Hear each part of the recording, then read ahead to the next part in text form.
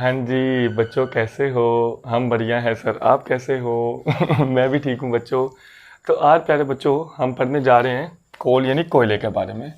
तो आप अगल बगल की डिस्टर्बेंसेस को बंद कर दीजिए, कॉपी और पेंसिल उठा लीजिए। तो शुरू करते हैं कोयले की। हेडिंग बच्चों जी डाल लीजिए कोयले के बारे में। चलिए शुरू करते हैं कि कोयला क्या होता है। इट इज़ अ ब्लैक और ब्राउनिश ब्लैक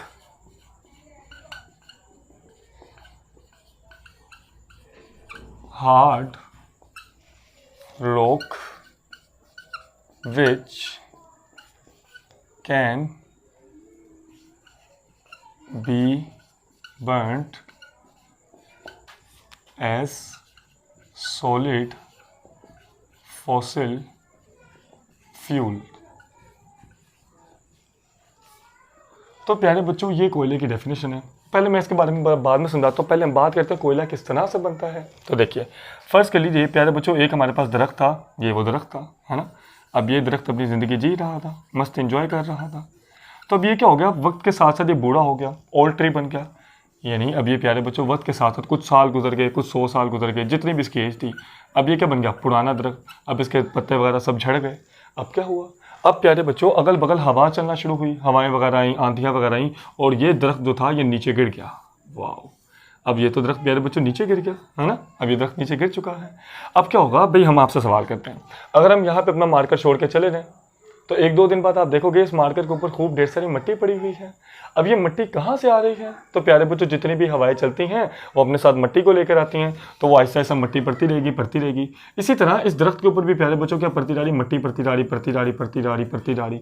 और कुछ साल गुजरने के बाद यहाँ पर खूब ढेर सारी ऊपर लेयर्स आ गई, है ना, अर्थ की लेयर्स आ गई। कुछ हो सकता है यहाँ पर लोग रहने आ जाएं, वो सड़कें बना लें, ऊपर घर वगैरह बना लें। यानी ये जो दरख्त है ये आपका नीचे दब गया, ठीक है। अब ये जो लकड़ी थी ये इसके नीचे दब गई। अच्छा, अब मैं आपसे सवाल करना चाहता हूँ कि प्यारे बच्चों ज़मीन के नीचे टेम्परेचर ज़्यादा होता है या कम होता है? हाँ, तो ज़मीन के नीचे टेम्परेचर ज़्यादा होता है। यानी नंबर 1 पॉइंट, ज़मीन के नीचे टेम्परेचर क्या है, ज़्यादा, हाई टेम्परेचर। अच्छा, अब ज़मीन के नीचे टेम्परेचर भी ज़्यादा है। अच्छा, अगर बेटा ये वज़न तो होगा ना भाई, ज़मीन के ऊपर ये जो लेयर्स पड़ी है वज़न है, तो ये वज़न दरख्त के ऊपर डाल रही हैं, तो दरख्त के ऊपर वज़न भी बढ़ रहा है, यानी प्रेशर बन रहा है। तो यानी इस दरख्त अब 2 तरह की चीज़ फेस कर रहा, एक तो नीचे गर्मी ज़्यादा है, टेम्परेचर ज़्यादा है, दूसरा नीचे प्रेशर भी तो ज़्यादा है, यानी हाई प्रेशर। क्लियर है? अच्छा, क्या ज़मीन के नीचे बैक्टीरिया वगैरह होंगे या नहीं होंगे? हाँ बिल्कुल होंगे। तो प्यारे बच्चों नीचे बैक्टीरिया वगैरह भी हैं, तो नीचे बैक्टीरियल या केमिकल रिएक्शंस भी चलेंगे। अरे वाह, तो इसका मतलब नीचे बेटा जी बैक्टीरियल या केमिकल रिएक्शंस भी चलेंगे। तो अब क्या होगा, अच्छा याद रहे प्यारे बच्चों, ज़मीन के नीचे ऑक्सीजन नहीं होगी, है ना, ऑक्सीजन नहीं होगी। हाँ, अब क्या होगा, अब ज़मीन के नीचे ऑक्सीजन नहीं है भाई। देखो अगर ऑक्सीजन होती यानी हवा होती तो फिर तो ये जो दरख्त है ये जल के राख बन जाता ना, लेकिन अब ये जलेगा थोड़ी। अब ये प्यारे बच्चों क्या होगा, अगर इसको टेम्परेचर ज़्यादा मिलेगा, गर्मी ज़्यादा मिलेगी, प्रेशर भी ज़्यादा मिलेगा, बैक्टीरिया और केमिकल रिएक्शंस भी चलेंगे नीचे वाले। तो प्यारे बच्चों ये जो दरख्त है, ये जो लकड़ी है, ये दरअसल कोयले में कन्वर्ट हो जाएगी। यानी ये जो वुड है, ये वुड प्यारे बच्चों किस में कन्वर्ट हो जाएगी, कोयले में। और ये प्रोसेस क्या कहलाता है, कार्बोनाइजेशन। हाँ सर, अब मैं भी अपना कोयला खुद ही बनाएगा ऐसा नहीं है, तुम अपना कोयला खुद नहीं बना सकते। ऐसा क्यों, मतलब ये थोड़ी है कि तुमने दरख्त को ज़मीन के नीचे दफना दिया तो वो ऐसा नहीं बेटा। ये जो वुड से कोयला बना है इसको बनने के लिए लगते हैं 500 मिलियन ईयर्स। ये कोई धीमे धीमे प्रोसीजर नहीं हो रहा, ये बड़ा लंबा प्रोसीजर है। 500 मिलियन ईयर्स, कितने साल लगे, 50 करोड़ साल लगे। वही बाबा रे, अरे ये तो बहुत ही ज़्यादा है यानी अभी तक आप समझ चुके हो कि जो अभी हम कोयला देख रहे होते हैं, ये कोयला बनाना आपके बस की बात नहीं है, क्योंकि कोयला बनाने में ऑलमोस्ट कितने साल लग जाएंगे, 50 करोड़ साल। क्लियर है?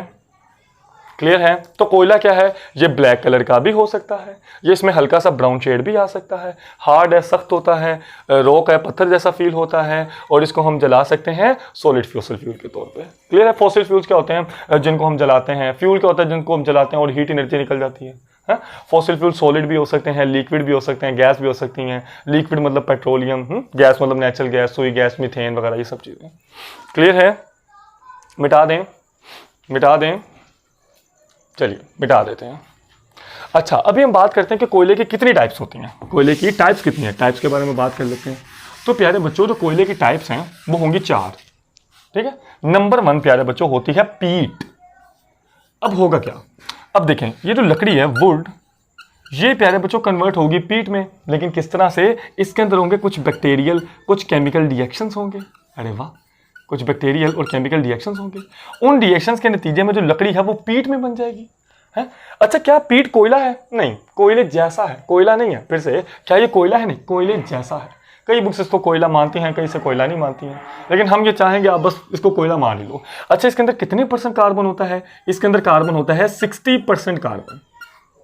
याद रहेगा, याद रहेगा। अच्छा, अब वुड से बना पीट, और पीट से प्यारे बच्चों बनेगा लिग्नाइट। अरे वाह, लिग्नाइट अच्छी किस्म का कोयला है। और लिग्नाइट कैसे बनता है? ये बनता है हाई प्रेशर से। अभी बताया था ना आपको, हाँ सर बताया तो था, हाई प्रेशर से और प्यारे बच्चों हाई टेम्परेचर से। अरे वाह, ज़मीन के नीचे गर्मी भी ज़्यादा है, टेम्परेचर भी ज़्यादा है और दबाव भी पड़ेगा उस दरख्त पे। तो अब वो जो पीट है वो दरअसल किस में कन्वर्ट हो जाएगा? लिग्नाइट में।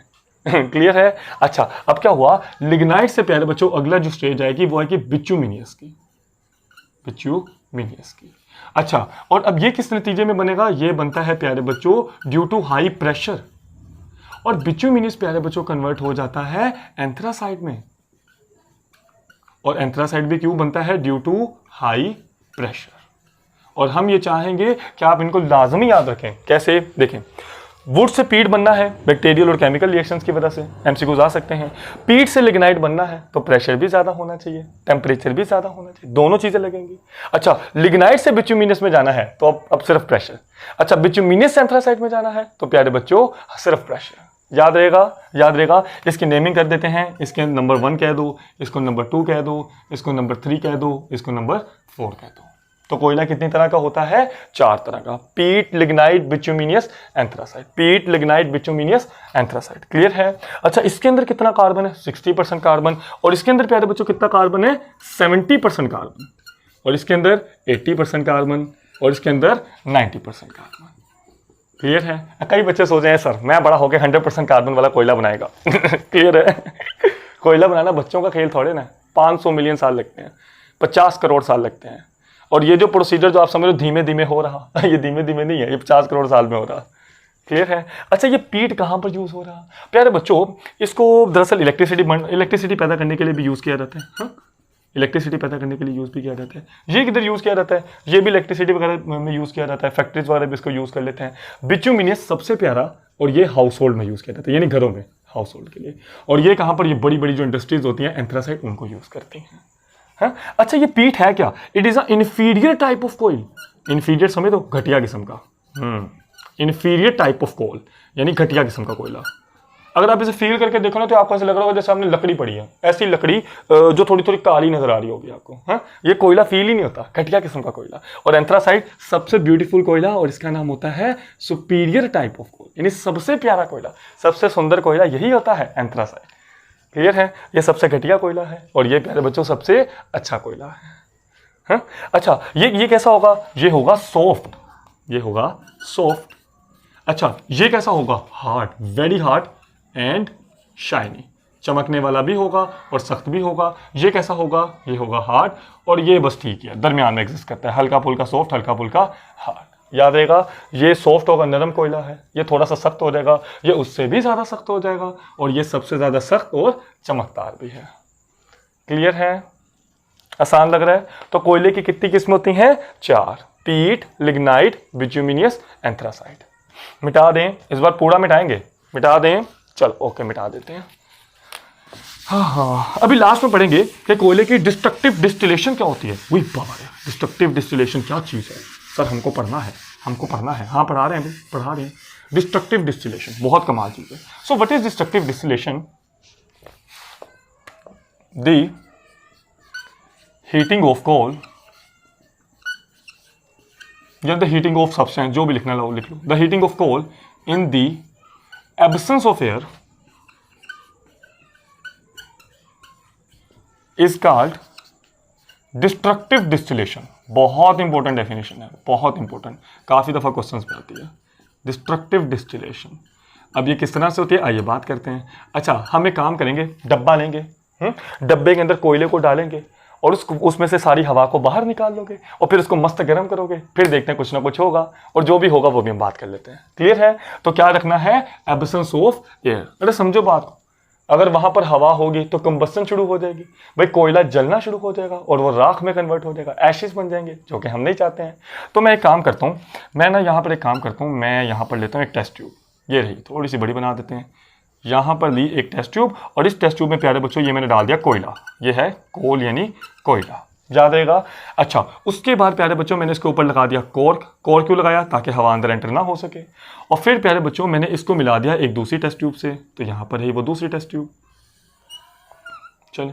और यहाँ पर भी प्यारे बच्चों को वो लगा दिया कॉर्क और दरमियान में सुराख कर दिया। और यहाँ पर प्यारे बच्चों मैंने पहले थोड़ा सा पानी डाला हुआ था, वाटर। अब हम करेंगे क्या? अब प्यारे बच्चों मैं इसको करूँगा गर्म, सिंपल। अब मैंने इसको करना है गर्म। अब जैसे प्यारे बच्चों मैं इसको गर्म करूंगा, देखते हैं क्या होता है। तो यहां से कुछ गैस निकल कर इसमें जा रही है। फिर से सुन लीजिए, जब मैंने इसको गर्म किया तो यहां से कोई ना कोई गैस निकल कर इसमें जा रही है। अच्छा, अब ये जो गैस प्यारे बच्चों इसमें आ रही है, इसका नाम प्यारे बच्चों हमने रखा नंबर 1 कोल गैस। अच्छा जी, अब क्या किया जाए? अच्छा, थोड़ी देर बाद क्या हुआ कि इसमें से कुछ और चीजें भी निकल कर इसमें जाना शुरू हो गई। अब जो चीज प्यारे बच्चों जा रही थी ना, उसको जब हमने देखा तो वो निकली अमोनिकल लिक्योर। धीमे धीमे करके समझाते हैं, समझते जाओ, मुश्किल लग रहा है ना? चलिए, अमोनिकल लिक्योर। अब क्या होगा? अब फिर से गर्म करो प्यारे बच्चों, गर्म करोगे फिर से कुछ चीज निकली और यहां पर पहुंच गई। और ये क्या है प्यारे बच्चों? कोल तार, याद रहेगा। और अब जो प्यारे बच्चों बचा है, यहां पर कुछ ना कुछ बच जाएगा, ऐसी चीज जो अब कुछ भी नहीं बना रही है, उसका नाम होता है कोक, याद रहेगा। चलिए, याद रहेगा। यानी इसका मतलब यह है कि जब भी कोयले की डिस्ट्रक्टिव डिस्टिलेशन की जाती है, यानी कोयले को मस्त गर्म किया जाता है ऑक्सीजन की गैर मौजूदगी में, ऑक्सीजन ही डाल देनी यार, समझो बात को। किसी भी चीज को प्यारे बच्चों जलाने के लिए हवा बहुत जरूरी है। मान लीजिए या क्या कहना, थोड़ी गंदी एग्जांपल लेकिन समझा देते हैं। मान लीजिए अगर आपके सामने कोई भाई साहब को ऐसा मसला हुआ कि वो जल रहे हैं पेट्रोल पंप पे, तुम गए वहां पर देखा किसी को आग लग गई, तो अब तुम क्या करोगे? तुम हीरो बन के अपनी जैकेट उतार के उसको हवा दोगे? नहीं। अगर हवा दे के आग बुझाने की कोशिश करोगे तो तुम तो उसे मजीद हवा दे दोगे, और हवा देने का मतलब ऑक्सीजन ज्यादा दी है। तो पहले अगर बेचारा 6 मिनट में मर रहा था तो तुम्हारी वजह से 3 मिनट में मर जाएगा। ये है, तो तुमको ऐसा काम नहीं करना। तुमको क्या करना है? तुमको अपनी मोटी को जैकेट अगर तुमने पहनी है तो वो उसके ऊपर डालनी है, ताकि प्यारे बच्चों उसको ऑक्सीजन मिलना बंद हो जाए और जलना भी बंद हो जाए। यानी जलने के लिए ऑक्सीजन गैस जरूरी है, समझो, जलने के लिए ऑक्सीजन गैस जरूरी है, याद रहेगा। तो ऑक्सीजन गैस को बाहर निकालना है और फिर कोयले को गर्म करना है। तो कोयले के अंदर से क्या क्या चीजें निकलेंगी? कोल गैस निकलेगा, अमोनिकल लिक्योर निकलेगा, कोल तार निकलेगा और कोक निकलेगा। अभी क्या होते हैं, धीमे धीमे करके बात करते हैं। क्लियर है? करी जाए बात, आ चुके। अच्छा, जो कोल गैस है ना, ये मिक्सर है, ये एक चीज नहीं है, ये मिक्सर है। किसका? CH4, ये वही गैस है जो आप घरों पे यूज कर रहे हो, सुई गैस, मीथेन। अच्छा, और क्या? हाइड्रोजन, और प्यारे बच्चों इसमें कार्बन मोनोऑक्साइड भी होती है। कार्बन मोनोऑक्साइड क्या होती है? It is a silent killer, खामोश कातिल है ये, साइलेंट किलर, समझो बात को। अरे देखो, अगर यहाँ पे सुई गैस आ रही है, ये जो गैस जो आप घरों पे यूज कर रहे हो, नेचुरल गैस, अगर ये आ जाए तो आप इसको कैसे चेक करोगे? सूंघ के पता लगा सकते हो। तो अगर प्यारे बच्चों फर्ज कर लीजिए यहाँ पर अभी हम पढ़ा रहे हैं, यहाँ पे कार्बन मोनोऑक्साइड आ जाए तो अब क्या होगा? क्या इसे हम सूंघ के पता लगा सकते हैं? नहीं, because it has no smell, यानी इसकी तो कोई स्मेल भी नहीं है। अच्छा ठीक है, अरे फिर इसको देख के पता लगा सकते हैं, हो सकता है इसका लाल पीला नीला कलर हो, लेकिन इट हैज नो कलर। अब ना तो प्यारे बच्चों इसकी कोई स्मेल है और ना तो प्यारे बच्चों इसका कोई कलर है। तो अब क्या होगा? ये बेटा आपके खून के अंदर जाती है और बेटा हीमोग्लोबिन के साथ जाकर अटैच हो जाती है, और अब आपका खून ऑक्सीजन पकड़ ही नहीं सकता, जिसकी वजह से इंसान की सफोकेशन, हबस हो जाती है और डेथ हो जाती है। यानी इसीलिए इसका नाम पड़ता है साइलेंट किलर, खामोश कातिल। यानी तुम्हें पता भी नहीं चलेगा और ये तुम्हें मार देगी। क्लियर है? यानी ये गैस बहुत खतरनाक है। तो कोल गैस जो है वो दरअसल एक गैस नहीं है, वो मिक्सर है। किसका? सुई गैस का, हाइड्रोजन का, कार्बन मोनोऑक्साइड का। अच्छा, ये कहां पर यूज की जाती है? तो प्यारे बच्चों ये यूज की जाती है इंडस्ट्रीज में। थोड़ी आवाज बदली हुई है यार, बता यार, सुबह के 20-21 लेक्चर देके थके होते हैं, रात के टाइम वीडियो बना रहे होते हैं। क्लियर है? थोड़ी आवाज बैठ जाती है यार इस टाइम तक आके। अच्छा, अब अमोनिकल लिक्योर क्या है प्यारे बच्चों? अमोनिकल लिक्योर है अमोनिया गैस को प्यारे बच्चों आपने किस में डालना है? पानी में, याद रहेगा। तो क्या बनेगा? NH4OH। लीजिए, ये होता है अमोनिकल लिक्योर, अमोनिकल लिक्योर, याद रहेगा। अमोनिया गैस का पानी में सोल्यूशन अमोनिया का लिक्विड कहलाता है। ये कहाँ पर, ये फर्टिलाइजर्स वगैरह में यूज होता है। और प्यारे बच्चों इनमें से सबसे ज्यादा इंपॉर्टेंट यही है, कोल तार। हम ना अगले चैप्टर्स के अंदर जाकर पढ़ेंगे कि एरोमेटिक कंपाउंड यानी बेंजीन वगैरह। वैसे बेंजीन एरोमेटिक तो है, लेकिन एरोमेटिक कंपाउंड की डेफिनेशन ये नहीं कि जिसमें बेंजीन आ जाए, वो अगले चैप्टर में जाकर डिटेल में समझाऊंगा। अभी फिलहाल आप ये समझो कि कोल तार जो है प्यारे बच्चों, ये जो कोल तार है, ये इसको जब हम करते हैं फ्रैक्शनल डिस्टिलेशन, अरे वाह सर आप तो हमको फंसा रहे हो, कभी डिस्ट्रक्टिव डिस्टिलेशन, कभी फ्रैक्शनल डिस्टिलेशन, इतने मुश्किल नाम, ये भी हम समझाएंगे कल वाला लेक्चर अगर जिंदगी रही तो। फ्रैक्शनल डिस्टिलेशन जब कोल तार की करोगे तो कोल तार के प्यारे बच्चों कई बुक्स में इसमें लिखा होता है 217 एरोमेटिक कंपाउंड इससे हमें मिलते हैं, एरोमेटिक खुशबूदार मस्त, जैसे परफ्यूम वगैरह हो गए, बॉडी स्प्रेज वगैरह हो गए, यानी इससे हमें 217 तरह के एरोमेटिक कंपाउंड्स मिलते हैं इससे। और हम अगले चैप्टर के अंदर जाकर ये भी पढ़ेंगे, एक साइंटिस्ट है जिनका नाम था होफमैन साहब। होफमैन साहब ने कोल तार को यूज करके बेंजीन को मतलब डिस्कवर किया था। याद रहेगा। अच्छा, अब ये जो प्यारे बच्चों कोक बचा है, कोक क्या होता है, 98% कार्बन। बस जान छूट गई, लेक्चर खत्म। बस। तो प्यारे बच्चों कोयला क्या होता है, ये हार्ड लाइक मैस होता है और सॉलिड फॉसिल फ्यूल की तरह भी जलने के लिए काम आता है। फिर हमने पढ़ा कोयला किस तरह से बनता था, हाई प्रेशर चाहिए था, हाई टेम्परेचर चाहिए था, खूब ढेर सारे रिएक्शन चाहिए थे और खूब ढेर सारा समय चाहिए था 500 मिलियन ईयर्स का।